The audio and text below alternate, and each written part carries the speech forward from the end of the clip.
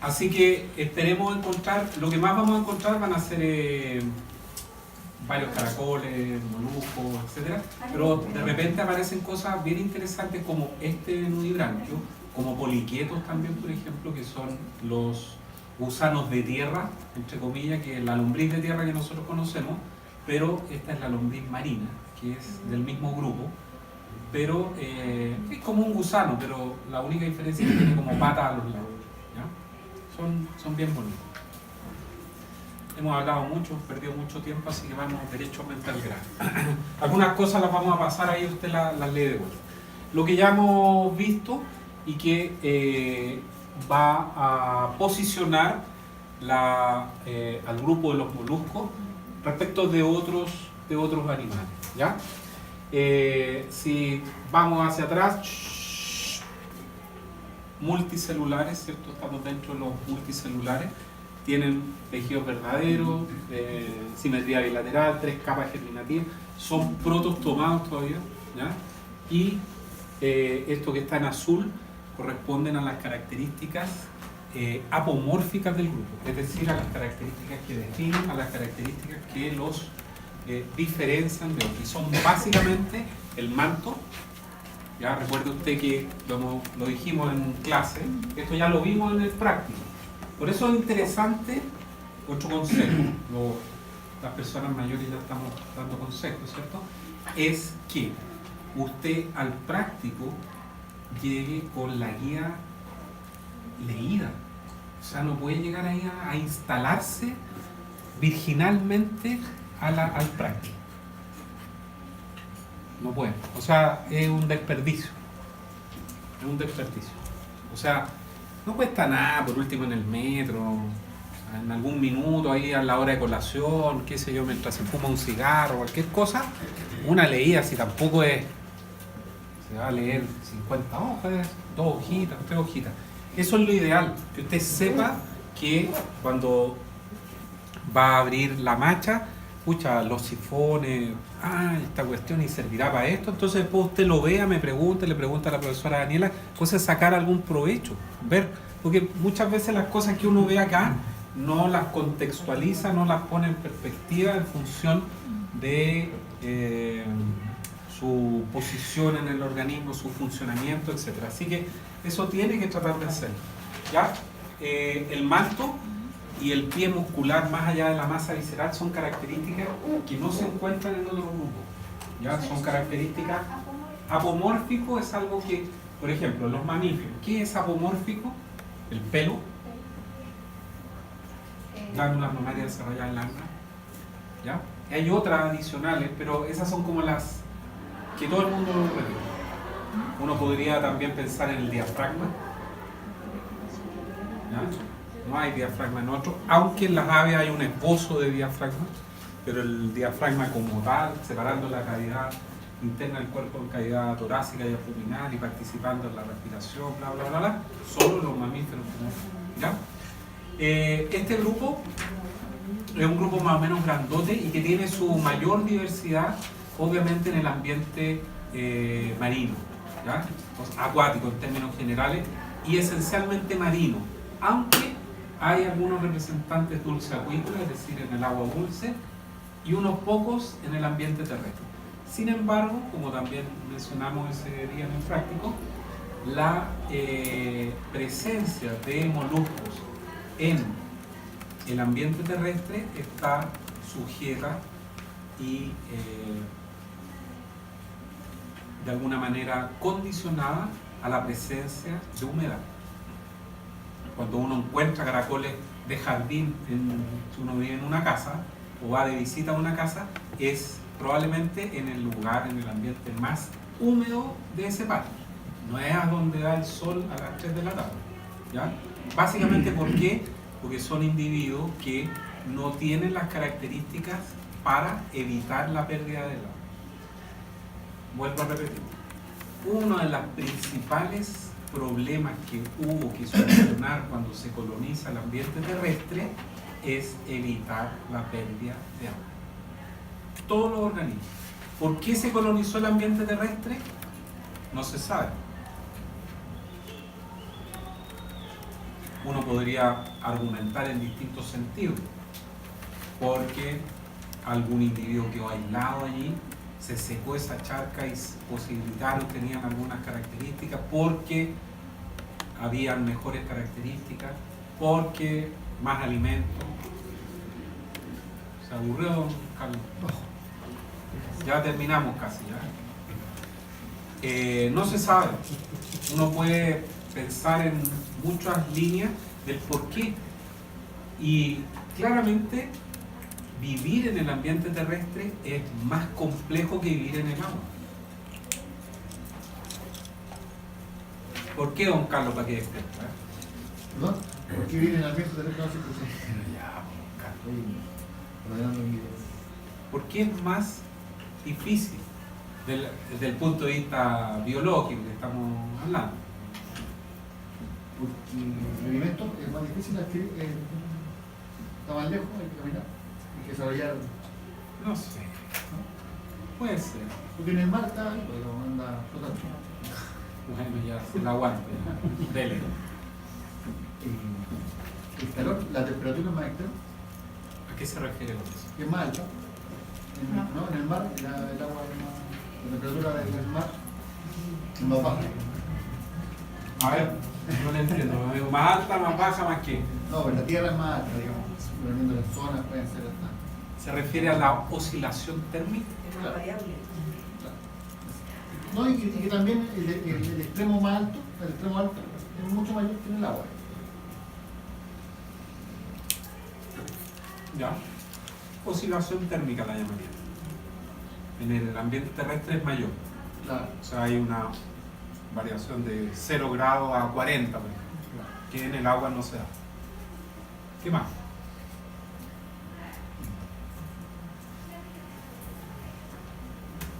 Tuvieron que desarrollar los pulmones, ¿no?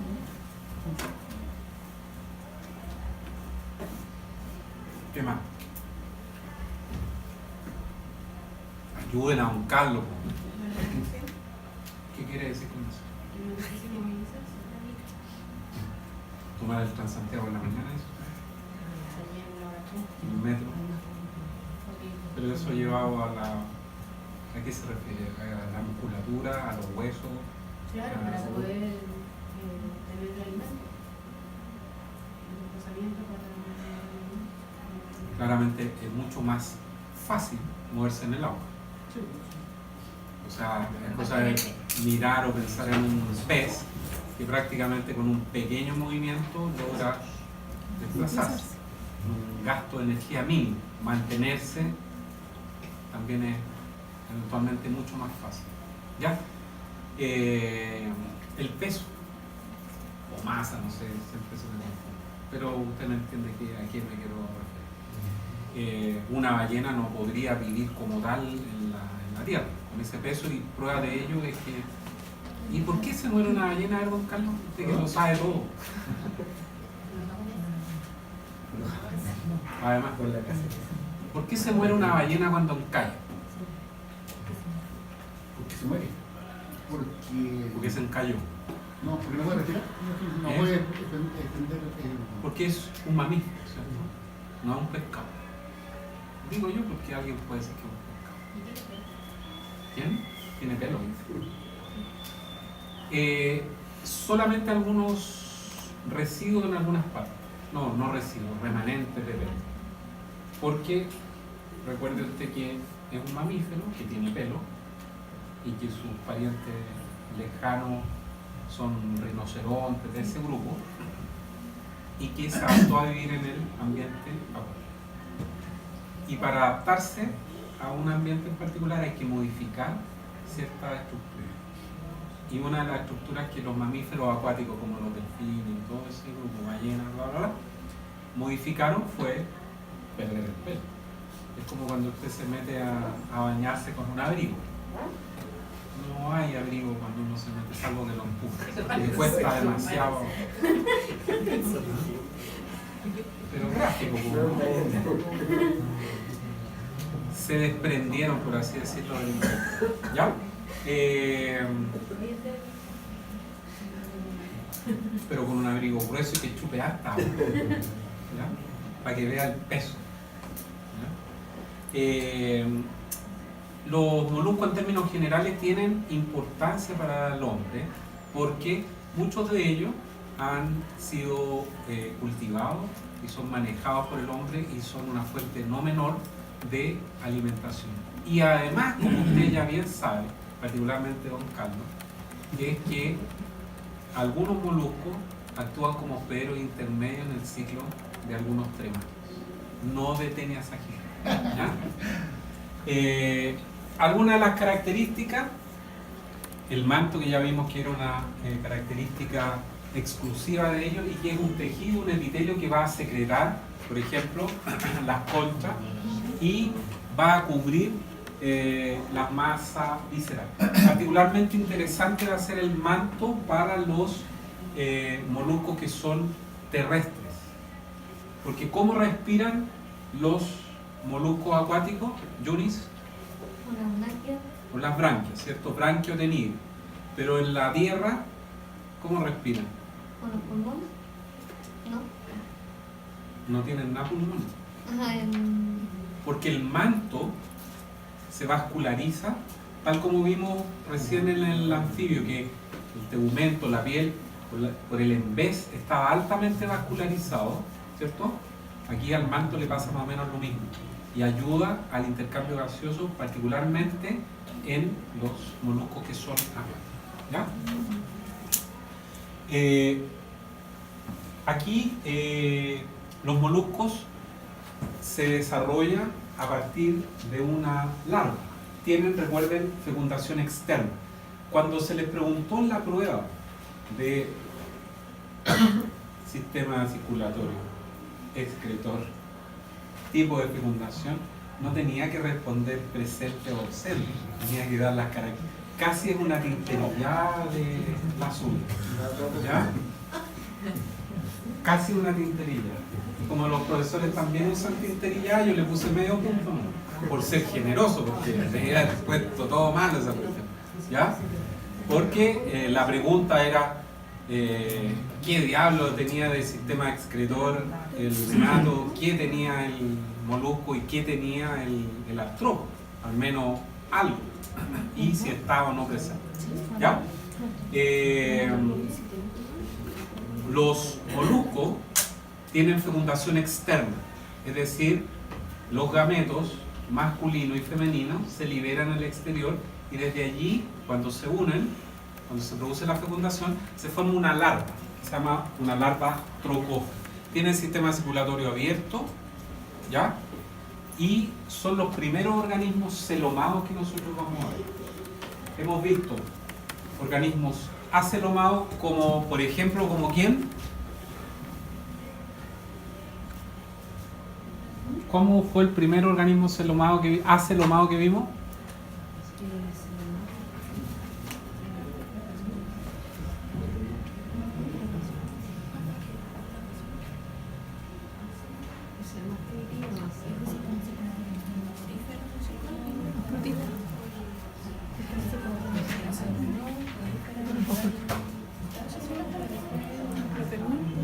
Platelminto.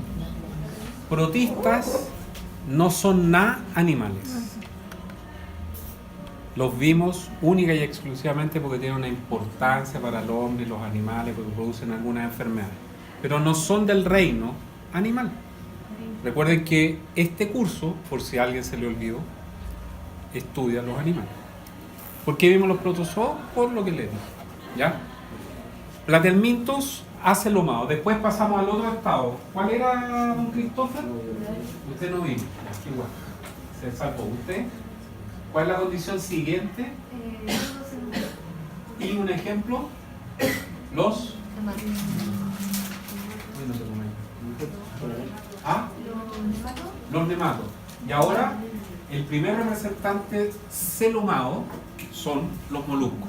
Y de aquí todo lo adicional que veamos son organismos celomados. Pero todavía estamos en la condición protostomado. ¿Qué significaba que un organismo fuera protostomado, Jimena? Su origen era primero de la boca. ¿Su origen de qué? ¿Ah? lo primero que se forma es la boca y secundariamente el ano. ¿Ya? Esa es la condición más primitiva. Después, a partir de los equinodermos, de los erizos, las estrellas de mar, todos los organismos que veamos son deuterostomados. Es decir, se forma primero el ano y secundariamente la boca. ¿Ya? La rádula va a ser una característica también bien exclusiva de ellos. ¿Ya? Es un apéndice que está en la cavidad bucal y que les va a servir para raspar, porque la mayoría de ellos son fitóforos, se alimentan de algas. Estructura dentada era en el control, no los maxilípedos, la rádula. ¿Ya? Rádula no tienen los bivalvos, única y exclusivamente, y por eso mencionamos también que eran peligrosos de consumir cuando había mareas rojas, porque filtran agua buscando el alimento y eso concentran eventualmente toxinas. ¿Ya? Bueno, ahí lo de las mareas rojas y hospederos intermedios, como por ejemplo, don Carlos, en el ciclo de... Ya, pues, Carlos, Fasciola hepática. ¿Ya? Ah, vos tú respondes la otra. ¿Cuál? La tenía así. No, Carlos. Helicicultura, teléfono.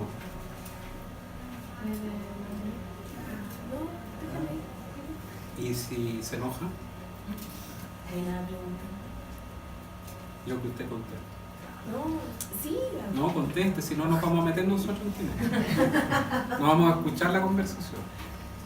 Helicicultura, cultivo de caracol. Ostricultura, ostra chilena. Mitilicultura, choritos. Y el pectinicultura, el ostro. ¿Ya? Que se cultiva masivamente en algunas zonas, en algunas regiones del país. En Chiloé. Sí, en varias partes, y el ostión en Tongoy, en Caldera, en todos esos lados, que son re buenos todos estos y que vienen muy bien a esta hora que estamos todos con hambre, ¿cierto? ¿Cómo son? Tienen una cabeza, los moluscos en términos generales, una cabeza, hay que ser bien generoso para denominar la cabeza, ¿cierto? Es una estructura que va a llevar órganos sensitivos y que se ubica en la boca. El pie va a ser muscular y va a tener una posición ventral y va a tener distintas funciones dependiendo del molusco que uno considere. Si uno piensa en una lapa, por ejemplo, en un loco, va a ser una estructura que se va a adherir al sustrato. En el caracol de jardín va a servir para reptar, en la macha para excavar en la arena. En el cefalópodo va a estar transformado en los brazos y tentáculos para sostener, agarrar la presa, etc. ¿Ya? ¿Qué más? Ahí hay un esquema, ya que usted quería esquema, aquí vamos a tener esquema. ¿Ya? Cabeza, esta zona con los caracoles y con los cachitos, los tentáculos que llevan en su extremo una especie de ojo que va a permitir detectar algún grado de variación en la intensidad luminosa. El pie, que va a servir para desplazarse y reptar, y la masa visceral o el saco visceral, que va a estar englobado por esta concha que es secretada, vuelvo a repetir, por el mar. Esto más o menos fue lo que nosotros vimos con todas las estructuras que estaban en el interior y que aparte de todas las cosas que hay allí, volver a insistir con algunas cosas como que a ustedes se les quedan fijadas ciertas cosas, ¿ya? Los sifones inhalante y el exhalante no tienen nada que ver con la boca o con el ano o con lo que sea, porque fíjese usted que la boca está por acá, ahí están los palpos labiales que rodean la boca y los sifones están en el otro extremo. ¿Qué es lo que hace el sifón inhalante? Única y exclusivamente ingresa agua que viene a oxigenar la branquia, ¿ya? Y los palpos van a agitar, que están rodeando la boca, van a agitarse para llegar hacia la boca el alimento. Después se eliminan los desechos, y los desechos metabólicos y los desechos producto de la alimentación, y salen por el sifón exhalante. ¿Ya? El riñón está en otro lado, el tubo digestivo termina en otro lado, no tiene nada que ver una cosa con la otra. ¿Ya? Ahí se alcanzan a ver los músculos aductores, ¿ya? Que son los que mantienen unidas las valvas que vimos también. ¿Ya? El ano está allí, vea usted, las gónadas, todo el tracto digestivo, el intestino, el estómago y la boca, que viene a conectar aquí después con el esófago. Recuerden que en la macha, como no tiene rádula, va a ocupar esa estrategia de este condensado de enzima que va a estar al interior del estómago, en una cavidad especial que es la cavidad del estilo, y allí va a estar girando, rotando y liberando las enzimas digestivas para degradar lo que la macha come. Lo vimos, ¿cierto? En el práctico, el estilo cristalino, este tubito, como plástico que sacamos del interior, ¿cierto? Tuvimos que romper el estómago y después romper la cavidad del estilo, por eso cuesta tanto encontrarlo, y en el interior estaba este tubo que parece plástico y lo sacamos desde él, ¿ya? Hay una especie de pulmón que debería ser entre comillas en realidad, porque es el manto el que va a actuar o va a participar en el proceso de intercambio gaseoso, porque aquí no hay branquia, porque la branquia ¿para qué sirve? Para extraer oxígeno desde el agua, no en el aire. Las babosas tienen un orificio a través del cual ingresa el aire, que es el neumostoma, ¿ya? ¿Hacia dónde ingresa? Hacia una zona especializada del manto, que es donde se va a realizar el intercambio gaseoso. La concha, ¿ya? La concha o valva es secretada por el manto, y esta está formada por tres partes, por tres capas. La capa externa, que es el periostraco, que va a tener la gracia, por llamarlo de alguna manera, de resistir la acción abrasiva del agua de mar, por ejemplo. ¿Ah? No entendí. El periostraco, la capa externa, va a tener que disponer de alguna conformación química o estructura celular que resista la acción de las sales que están contenidas en el agua de mar, la acción abrasiva. ¿Ya? Después hay una capa media que es el ostraco, y finalmente la capa interna, que es el hipostraco o capa de nácar. Antiguamente los botones se hacían de esa capa, ¿ya? Y probablemente si usted iba a la casa de su abuelita y había un costurero, encontraba los botones de nácar. Hoy día son de plástico. ¿Quién? El telson. El telson es la aleta natatoria de los artrópodos, del crustáceo. Y es el lóbulo central, que se llama telson, y los otros cuatro se llaman urópodos. Los apéndices abdominales eran los pleópodos, no los periópodos. ¿Ya?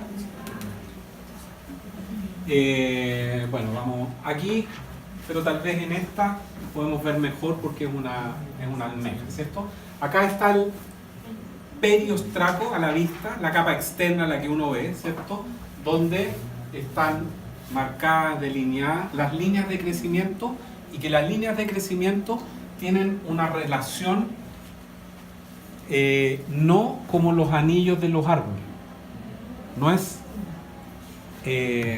correspondiente al 100%, ¿ya? Es decir, si uno cuenta esto y cuenta 50, no es que tenga 50 años el ejemplar que uno está mirando.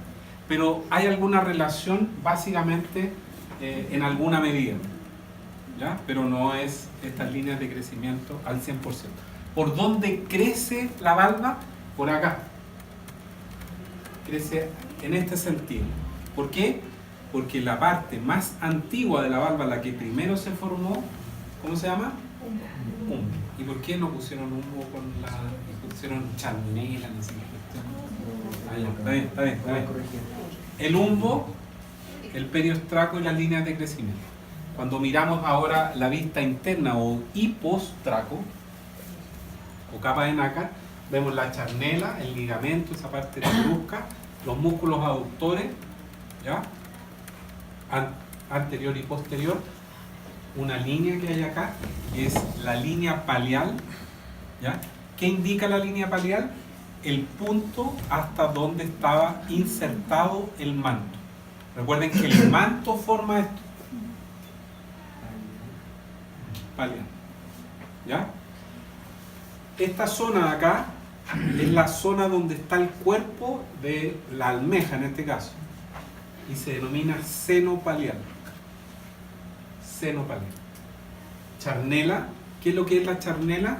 Es una estructura como las bisagras de la puerta, que permite actuar como un pivot para las dos valvas, para cuando... ¿Qué? ¿Cómo un qué? Un pivot. ¿Conocen las bisagras de la puerta? Más fácil. ¿Qué es un pivot? ¿Ah? Eso mismo. Un punto en donde se va a desplazar pero sin moverse. ¿Ya? No juega básquet. La charnela, ¿ya? Que va a tener 1 o 2 dientes, el ligamento de la charnela, los músculos aductores, que son los que cierran las valvas y que son los que usted tiene que cortar cuando quiera abrir una de estas payasadas y comerse. Si está viva, cuesta romper esos músculos, o sea, con la mano cuesta un montón, ¿ya? El seno palial y la línea, ¿ya? Hay una valva, entonces van a ser organismos univalvos, bivalvos, como la macha, el chorito, todo eso, y en algunos casos la valva va a estar multisegmentada, como en el caso de los quitones, ¿ya? Quitones ahí en el estado se ven hartos. ¿Cuál es la particularidad de estos quitones? Que como tienen la concha o valva multisegmentada y tienen bordeando el cuerpo ahí una especie de anillo, aguantan el embate de las olas y generalmente ellos crecen y se colocan por el lado donde revientan las olas. No le va a hacer. Y cuesta un montón. Ese día hay que llevar una espátula, alguna cuestión para poder sacar alguna cosa antes que se me olvide. ¿Ya? ¿Y es solamente por fuera o también por dentro que está segmentado? No, por fuera. La valva, es la valva la segmentada. Es la valva la segmentada. Estos bichos se agarran como... No puedo decir lo que es. Dígalo nomás. ¿Qué? ¿Se come? No sé. Sí. No sé. Yo creo que sí, porque tienen un pie grande. Es lo que se come en definitiva de los bichos. Lo más rico. ¿Ya? Reducida o interna. Estamos hablando de la valva. ¿Ya? Reducida o interna como la que vimos en el calamar, ¿se recuerdan? La pluma. ¿Ya? Que era un vestigio de la valva. ¿Por qué? Porque estos organismos, los calamares, son organismos que son predadores y necesitan al menos moverse más rápido que las presas, porque si no se mueren de hambre, ¿ya?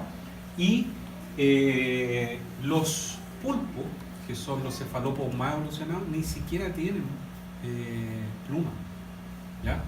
Pero los cefalópodos más antiguos, como los nautilus, ¿los conocen? Después creo que hay una foto de eso.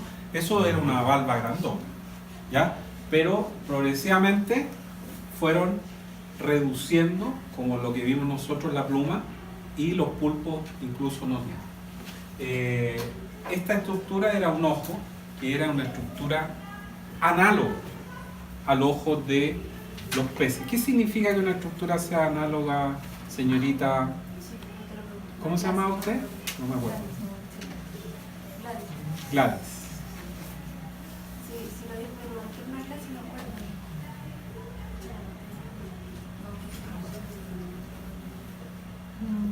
¿No qué? Ya, pero no se enoje. A don Carlos no le pregunta. Anita.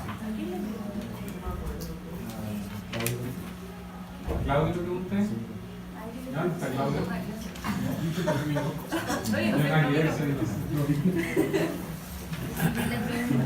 Estas son cuestiones que tienen que saber. ¿Ven que ha habido poco estudio? Una estructura análoga es aquella que tiene un origen embrionario químico. Igual o distinto, pero tiene la misma función. ¿Ya? Ese ojo tiene la misma función que un ojo de un pescado, ver, pero no tiene el mismo origen embrionario. Ahí está la diferencia. Y aquí, como en este nudibranquio, ¿ya? Pero tropical probablemente, no hay concha. Que este es un gasterópodo, ¿ya? Como el pariente del caracol de jardín. Y ahí están las branquias como el primero que había en la primera diapositiva. Tubo digestivo completo, ya de aquí para adelante puro tubo digestivo completo, ¿ya? Pero ¿qué es lo interesante? Que van a comenzar progresivamente a aparecer glándulas digestivas anexas. Porque lo que hemos visto en los nematodos también había tubo digestivo completo, había una boca y terminaba en el ano. Pero era literalmente un tubo adentro. ¿Se recuerdan? Que la única parte que estaba diferenciada era la faringe, que era como 1 centímetro y que tenía fibras musculares longitudinales y circulares y que les servía para succionar. El resto no había ninguna diferenciación que uno dijera, este es el estómago, este es el intestino delgado. No, era literal todo igual excepto el esófago. Aquí en los moluscos empiezan a aparecer las glándulas digestivas anexas, lo cual va a sugerir ¿qué cosa? Que la alimentación progresivamente se va a ir haciendo más especializada y se van a ir mejorando la optimización y extracción de los recursos para suministrar obviamente una mayor energía para los organismos, porque cuando puedo degradar más el alimento, lo puedo partir y subdividir más, voy a obtener de una manera más rápida energía, ¿ya? Así que eso va a ser un tema importante. Lo que ya hemos comentado de la rádula, ausente en los bivalvos.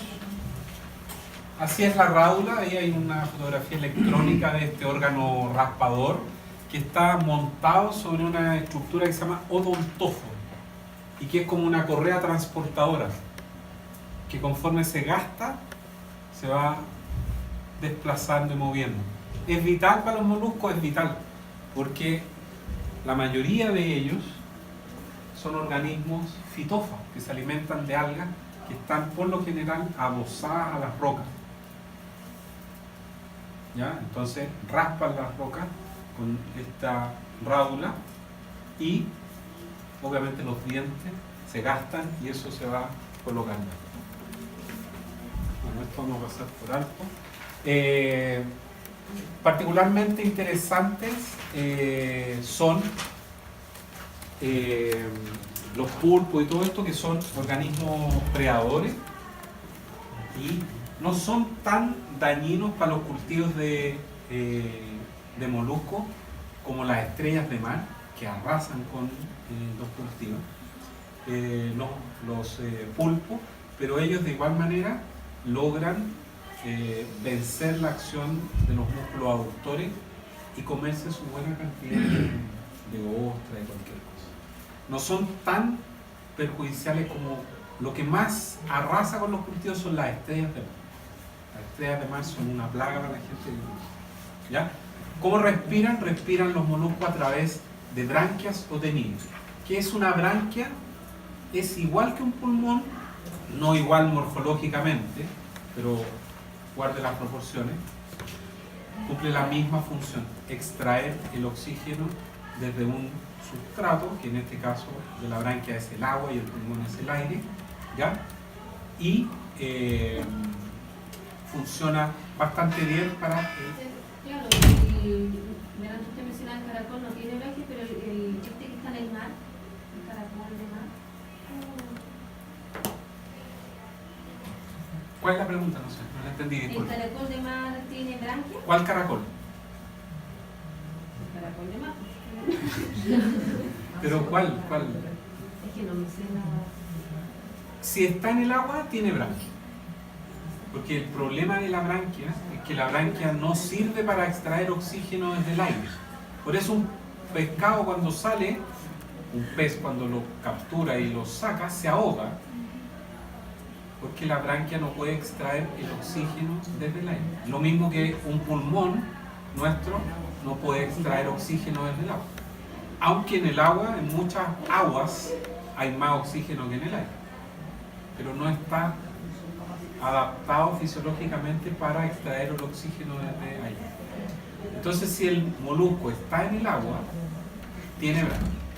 Si no está en el agua, como en el caso del caracol de jardín, claro, debió necesariamente desarrollar otra estrategia para poder extraer el oxígeno, porque la branquia no sirve. Entonces, ¿qué hizo? El pulmón se vascularizó, el manto se vascularizó, se hizo más superficial o se colocó en un lugar donde los gases, oxígeno, nitrógeno, gases respiratorios, pueden difundir al exterior y suministrar el oxígeno necesario para la vida de todos. ¿Ya?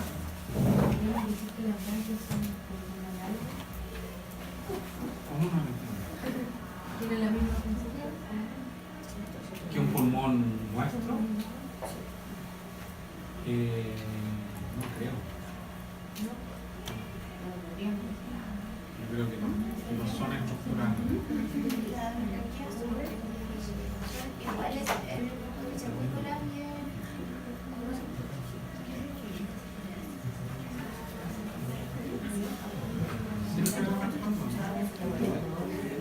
Perdón, no se volverá a repetir.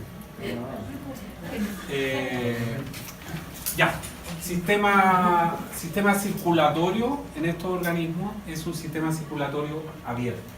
¿Ya? ¿Qué significa en términos generales en los moluscos un sistema circulatorio abierto? Que la sangre, o como se denomine, no circula por el interior de vasos sanguíneos. Lo cual no quiere decir que no tengan un corazón. Vamos a ver por una esquemita que sí tienen un corazón. ¿Ya? El único grupo de moluscos que no tiene un sistema circulatorio abierto son los cefalópodos. Mencionamos en el práctico que los cefalópodos era el grupo de moluscos más evolucionado, ¿cierto? ¿O no? Y mencionamos también algunas características que apoyaban esa afirmación, como cuáles, por ejemplo, aquí hay uno: sistema circulatorio cerrado. ¿Y por qué ellos tienen un sistema circulatorio cerrado? Porque son predadores. El sistema circulatorio cerrado asegura un mejor suministro de energía a todo el cuerpo para poder moverse. ¿Qué más tenían los cefalópodos? El ojo. El ojo. El pie modificado. ¿Qué más? Tienen un mayor sistema nervioso porque son más inteligentes. Sí. Claramente el sistema nervioso de los cefalópodos no tiene nada que ver con el de los moluscos en términos generales. Es mucho más complejo el pulpo polo.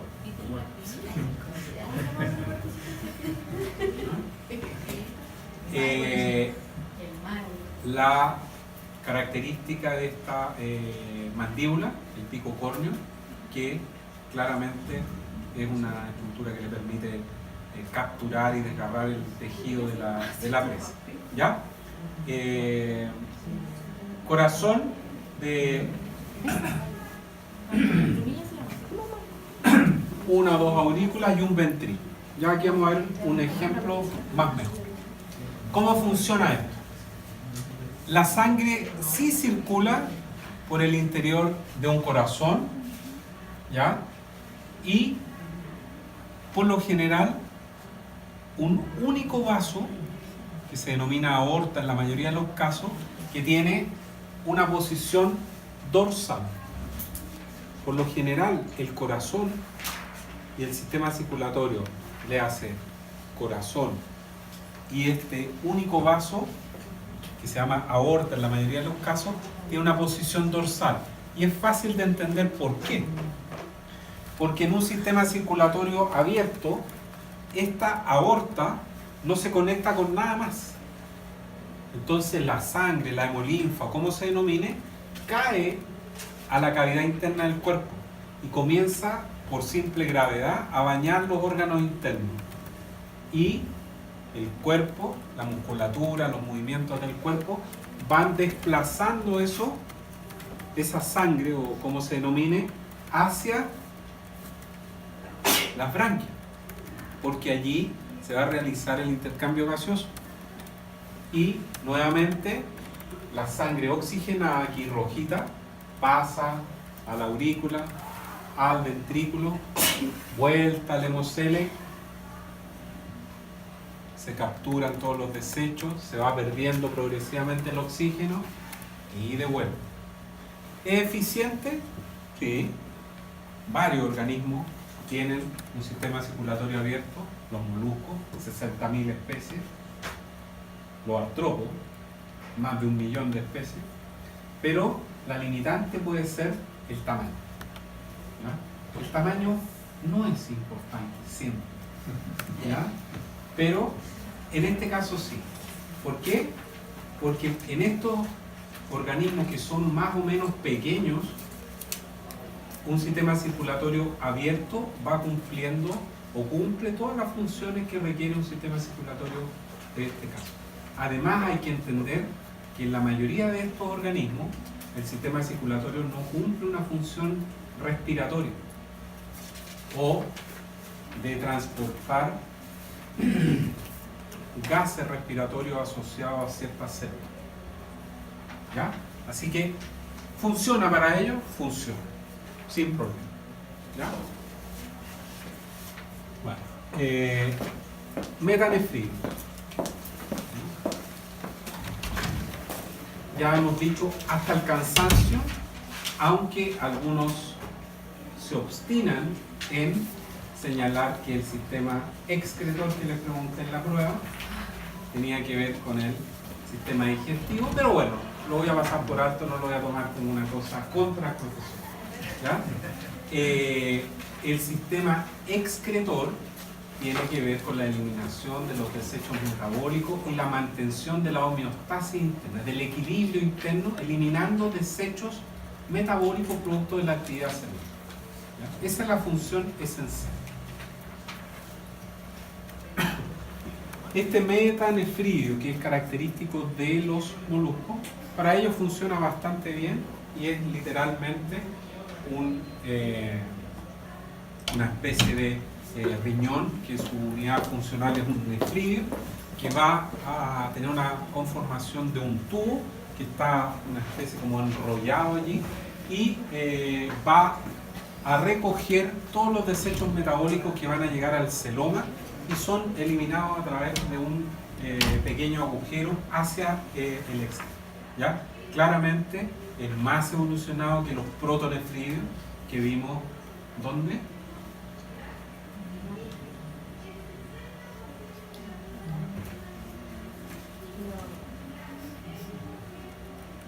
¿Bruto?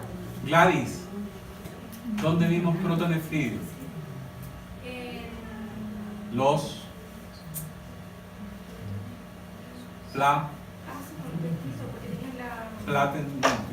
¿Cómo se llamaba la unidad funcional? Ay, no sé. Se me olvidó.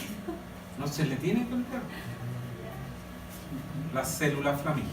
Esa. Ya, pero no Que sé. es la que tiene los... Eso. ¿Ya? Metanefridio es mejor que un protonefridio. ¿Ya? Ahí está más o menos. Ingresa. ¿Ya? todos los desechos, etcétera, y entran a este tubo y salen los desechos metabólicos aquí, capturados desde la sangre por simple difusión, y salen eliminados al exterior. Simple, ¿ya? Más evolucionado, mejor que el protonefidio, porque el protonefidio, recuerden, tenía una célula, que era la célula flamígera, que tenía estos tubos, esta especie como de penacho allí, que capturaba también los desechos metabólicos, ¿ya? Ganglios, miren lo que se nos repite aquí. Dijimos que esta conformación del sistema nervioso, más allá de que tenga 2, 3, 4, 5 ganglios, un anillo periesofágico, etc., siempre, o la mayoría de las veces, va a tener una representación en este sentido, porque es un sistema súper simple. El sistema escaleriforme, el sistema nervioso escaleriforme, es como una escalera. Dos conductos, dos... ¿Qué? No. Es como la escalera de este que se coloca. No se dieron cuenta de esa escalera mecánica, que es más moderna. Bueno, dos conductos que van a recorrer prácticamente el cuerpo y con los peldaños de la escalera que se van a comunicar entre sí, van a comunicar estos dos ejes de la escalera y van a permitir recabar información de todo el cuerpo o transportar información para que un músculo se mueva, etcétera, etcétera. ¿Ya? Aquí, otra mejora importante ya en este grupo es que todo el sistema sensorial va a mejorar notoriamente. Ya vamos avanzando y vamos a encontrar tentáculos, ofradios que van a detectar ciertos compuestos, manchas oculares o compuestos, y los estatocitos que tienen que ver con la mantención de la posición del cuerpo, ¿ya? Que están repetidos, ampliamente repetidos en los distintos animales, incluyendo nosotros, que tenemos ¿qué cosa?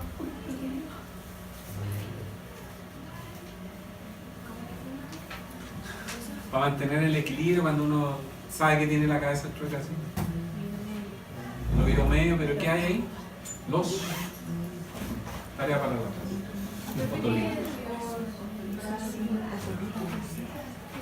Lo mencioné, tienen que ver básicamente los fradios con la detección de ciertos compuestos químicos, tienen que ver con la detección de eso. Ocelos, tentáculos, ojo, ¿ya?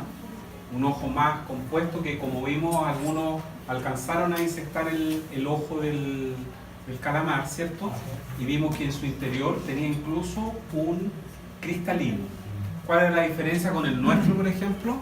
Que era indeformable. El nuestro se deforma y está tirado, traccionado por músculos, ¿cierto? Que con el correr del tiempo y de la vida misma, esos músculos van perdiendo la capacidad de contraerse y uno va agarrando una enfermedad que es la presbicia, ¿cierto? Que después tiene que empezar a... quiere brazos cada vez más largos como para... Esa es exactamente. Ahí don Sergio nos puede dar fe de la presbicia. Gracias, ¿no? Se agradece la multimedia de la... ¿Ya? Porque el cristalino, en el caso nuestro, se deforma para enfocar. Por eso alguien por ahí en una oportunidad leí, no sé si será cierto o no, que el ojo humano está adaptado o creado, por así entre comillas, para una visión de lejos. Y probablemente tenga algo de asidero, no recuerdo dónde leí eso. Porque el ojo, obviamente, en un hombre primitivo o en un ambiente natural, por lo general va a mirar que venga un predador o buscando una presa, etcétera, y no leyendo, ¿ya? Que es finalmente cuando el cristalino más trabaja para poder enfocar allí Bueno, el calamar no tiene ese problema de presbicia porque el cristalino es indeformable, ¿ya? Es indeformable. Aquí algunos son hermafroditas, es decir, en un mismo individuo están ambos sexos, como los caracoles de jardín, por ejemplo, y las babosas marinas como los nudibranquios, pero la mayoría son de sexos separados, ¿ya? Y la fecundación es externa, ¿ya? Cuando le pregunté en el control, tipo de fecundación, asexuada, decía. Sexuada. No. Ya no me acuerdo qué contestó eso. ¿Ya? No. Es fecundación si es interna o externa. ¿Ya? Fecundación externa, como ya comentamos, es más mala en términos generales que una fecundación interna, básicamente porque los huevos fecundados quedan expuestos a los depredadores, a las condiciones medioambientales, pero también conversamos en algún minuto que los organismos que tienen una fecundación externa tienen estrategias para responder frente a esos bemoles de la vida misma, ¿no? ¿Y cuál es la estrategia que ellos tienen? Que producen una cantidad enorme de huevos, ¿ya? Entonces, claro, mueren muchos, pero queda el número suficiente para que la especie no se pierda, ¿cierto? Todos tienen fecundación externa, excepto los cefálidos. Otra evidencia de ellos son los más evolucionados. Y ellos tienen un brazo, un tentáculo modificado que se llama ectocotilo, que es propio del macho, y que con ese ectocotilo, recuerden que el manto se hace externo en los cefalópodos, y con ese brazo modificado lo mete en el interior del manto y saca, no una pistola, saca una peineta, no, un paquete de espermatozoides, en este caso, que se llama espermatóforo. ¿Y qué hace el muchacho? Lo transfiere al interior del manto del árbol. No hay pene ni nada que se le parezca. ¿Cómo? Súper romántico. Imagínense, saca algo y lo ofrece y no pasa nada. Nada de otro tipo de cosas más extrañas. ¿Ya? Porque recuerde usted que el pene como tal recién va a aparecer en los reptiles. Falta un buen poco todavía. ¿Ya? Hay algunos también bicharracos como el loco que tiene fecundación interna, pero son casos excepcionales. ¿Ya? Ahí está el muchacho, mire qué romántico. Estamos casi en un horario ya de mostrar este tipo de escena. El brazo modificado, el ectocotilo con el cual el macho puede transferir este paquete de espermatozoide a la hembra, que es el espermatógeno. ¿Ya? Y nacen pequeños... Adelante, ya nos vamos casi. La mayoría de ellos tiene un desarrollo indirecto. ¿Qué significa eso? Que del huevo emerge una pequeña larva, que se llama larva tropófora, que ya lo habíamos mencionado. Esa larva tropófora, que en algunos puede ser algo distinta, y recibe el nombre de larva Behringer, relaciona a los moluscos con los anélidos, que ellos también tienen ese tipo de larva. Así que cuando les pregunten ¿qué diablo relaciona a los moluscos con los anélidos? Usted busque la larva tropófora, no diga que se come.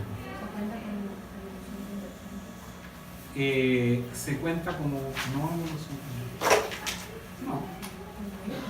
No, porque evolución convergente, ¿qué es lo que es? Es que dos individuos que no están para nada, que en el fondo ya conclusión lo siguiente, que los dos tienen un tipo de larva que se parece, que es la tropófora, y que llegan, pero nunca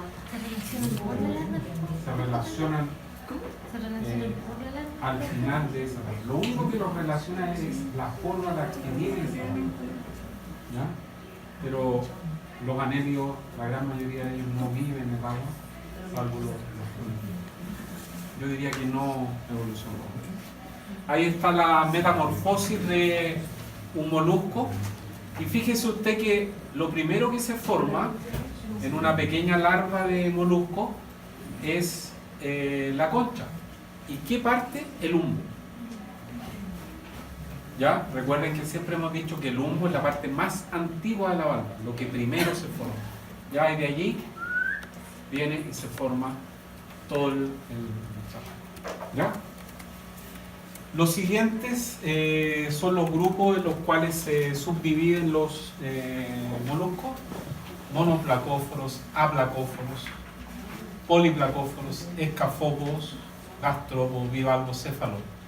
Monoplacóforos con una sola válvula, aplacóforos es que prácticamente no tienen válvula, poliplacóforos como los quitones, que tienen la valva dividida en muchas partes, los escafópodos, que son prácticamente moluscos como un, ¿cómo se llama? Un colmillo de elefante, con esa forma, pero viven enterrados en la arena. ¿Cuáles son esos? No, no hay. ¿Cómo eso que te nombro? ¿Qué se puede repetir? Escafópodo no hay en Chile. Es un tipo de molusco que genera una concha con la forma similar, parecida a lo que es un colmillo de un elefante. No es que sea o que viva en tiene esa forma así, pero mucho más pequeña. Gastrópodos, bivalvos y cefalópodos, con los gastrópodos el grupo más abundante, ¿ya? Ahí están varios tipos de gastrópodos, ¿cierto? Típico caracol de jardín, un nudibranquio, un loco, una lapa. Eso no sé qué. Más. Nudibranquio, el nudibranquio que no tiene valva, pero de igual manera es un gasterópodo, ¿ya? Más gasterópodo, el loco, con cholepas, ¿cierto? La lapa, la fisurela. Lapa vamos a encontrar ahí en el estado, ¿ya?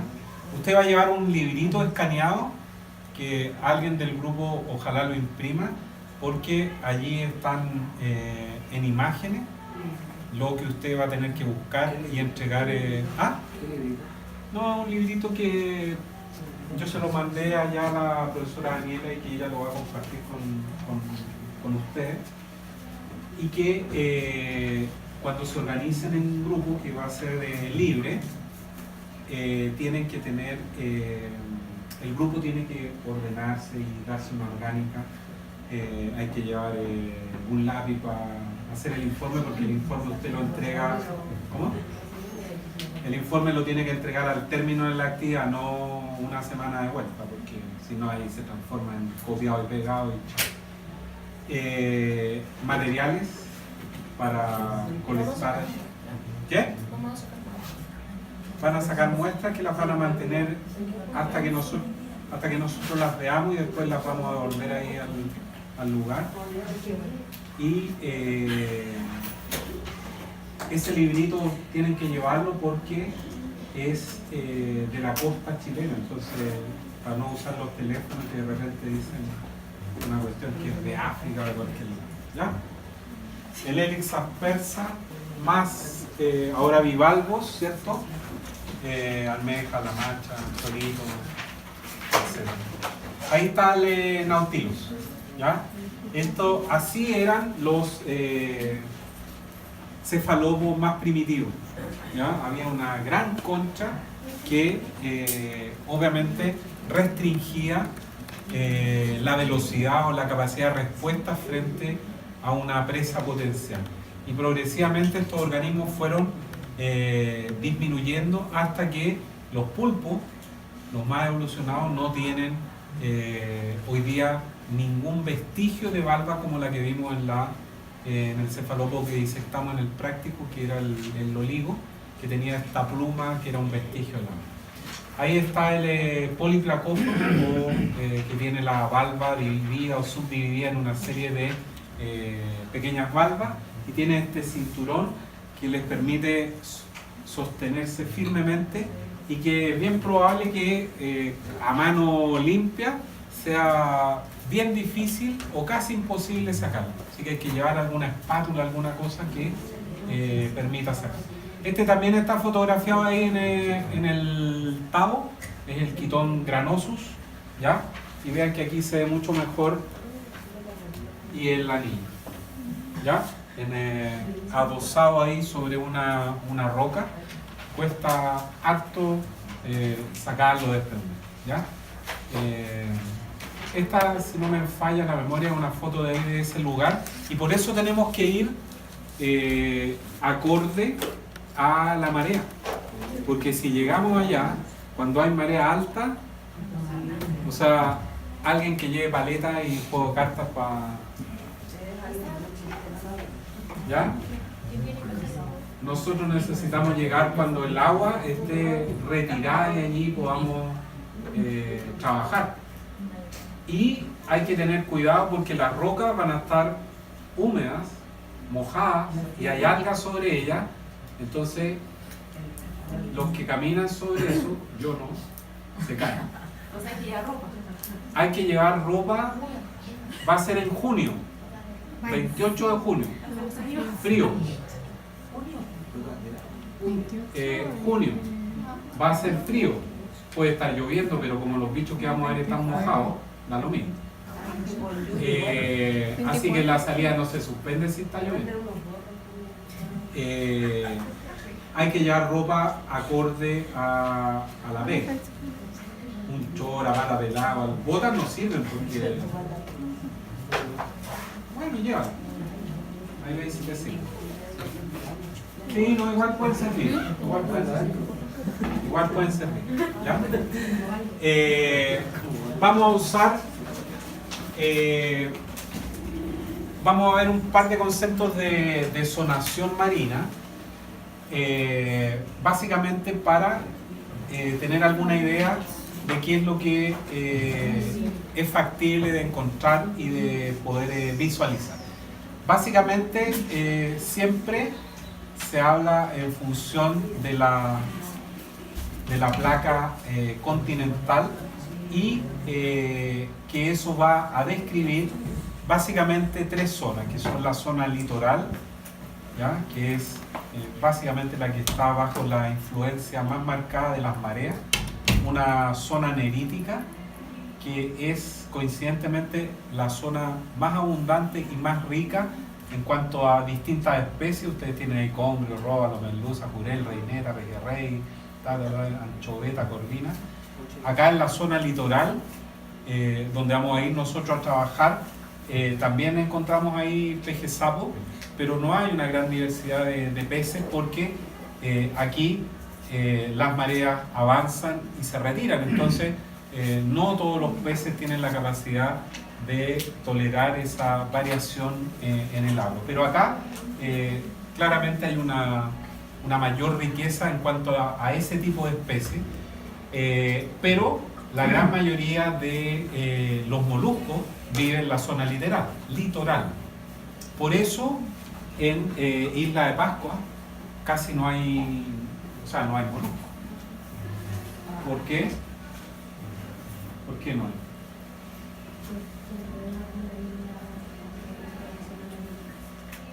Porque recuerden ustedes que Isla de Pascua es un... ¿Un qué? Se va a alimentar. Ah, ¿qué está diciendo que yo estoy inventando? Ah, porque Isla de Pascua es un cono, una floración de lava que llega hasta arriba.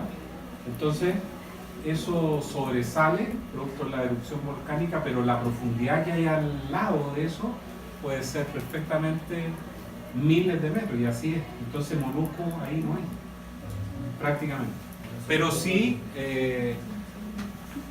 es como que desde aquí aparezca un volcán y, claro, y allá hay tierra arriba, la isla en este caso, pero las profundidades alrededor de la isla son muy grandes, ¿ya?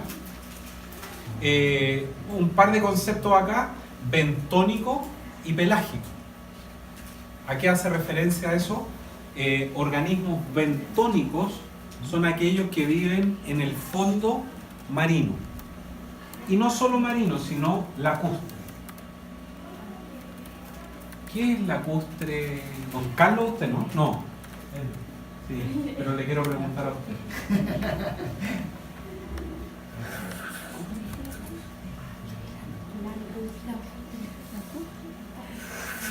La zona lacustre de nuestro país, ¿cuál es?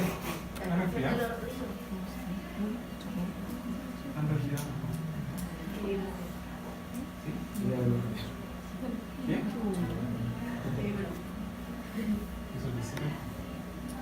¿Qué? ¿Qué? ¿Qué?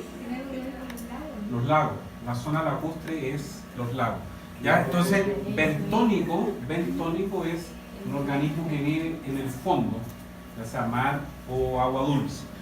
Y pelágico son organismos que viven no en el fondo, en la superficie o a cierta profundidad, pero no en el fondo marino.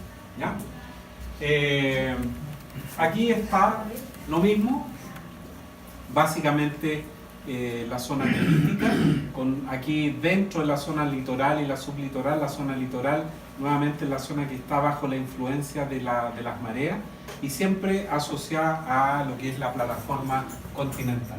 Y dentro de la zona oceánica hay una serie de nombres que nosotros no los vamos a preguntar ni mucho menos, que tal vez lo más esencial de esto es esta zona, la zona fótica y afótica, es decir, los lugares hasta donde va a penetrar la luz, ¿ya? Porque obviamente hay una zona donde nunca llega la luz y que tiene otras características, otro tipo de fauna que no está representada en la zona fótica, que además son zonas de alta productividad porque hay mucha plancton, donde se genera mucha cantidad de oxígeno y organismos de microfauna, estadios juveniles de crustáceos, de artrópodos en general, digo, de moluscos, que forman y son parte de las cadenas tróficas y mantienen la vida en el mar. Así que no es menor ese tema, ¿ya? Este esquema permite entender bien los pelágicos, que se subdividen básicamente en organismos que son planctónicos y en los nectónicos. ¿Qué es un organismo planctónico? Básicamente organismos que son arrastrados por las corrientes, ¿ya? Y por eso el zooplancton y el fitoplancton. Aquello usted ya sabe que este zooplancton hace referencia a animales, es decir, estados juveniles probablemente de moluscos, de artrópodos, y el fitoplancton a organismos que tienen que ver con plantas, es decir, que producen alimentos, que tienen cloroplastos, son organismos autótrofos y que producen una cantidad de oxígeno no menor en el mar. Por el contrario, los organismos que son nectónicos, esos eran arrastrados por las corrientes marinas. Esto no. ¿Ya? No tanto como generar las corrientes, pero estos organismos, los organismos nectónicos, nadan a propia voluntad. ¿Ya? O sea, no los arrastran las corrientes marinas. Dentro de los organismos bentónicos, es decir, aquellos organismos que viven en el fondo marino, hay algunos que son epibentónicos, que viven sobre la superficie y que son móviles, pero hay otros que son sésiles. Móvil, no voy a explicar qué es, pero sésil son organismos que viven fijos a un sustrato. Por ejemplo, como un nidario. ¿Ya? Un nidario vive fijo a un sustrato. Pero móvil es un erizo, una estrella de mar, que vive en el fondo marino, pero que se mueve. Lento, pero se mueve. ¿Ya? Y también está la infauna, que vive enterrada en el fondo marino, como por ejemplo ese hemicordado. Y como hay muchos otros organismos que nosotros no los vemos porque no tienen importancia para el curso de medicina veterinaria para usted, ¿ya? Que viven enterrados en el fondo marino, y por eso se habla de organismos bentónicos. ¿Ya? ahí está después la explicación. Ahí tienen nombres científicos para estudiar y aprender. Digamos. Bentónico no tiene que ver con las, o sea, tiene toda la profundidad, con las fosas marinas también. Es que tengo mi duda si en una fosa marina de 4.000 y tantos metros existan organismos que viven ahí fijos.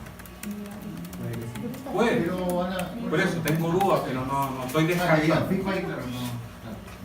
Porque la disponibilidad de alimentos allí, no sé si ande tan fácil. Ahí tiene nombres científicos para aprender, ¿ya? Mire,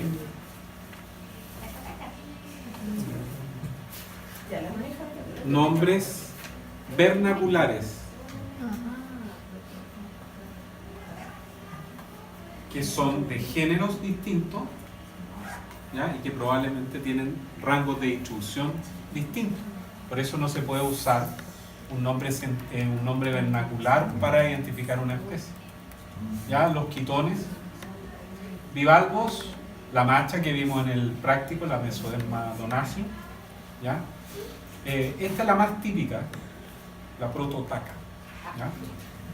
Concholepas, el loco, el Helix aspersa, el que vimos nosotros en el práctico, ¿cierto? El oligo galli, el típico camarón este, el pulpo y la jibia, que también se come y que hay jibia al olivo, por ejemplo, que viene muy bien a esta hora, con un pisco sour, por ejemplo. Mejor no.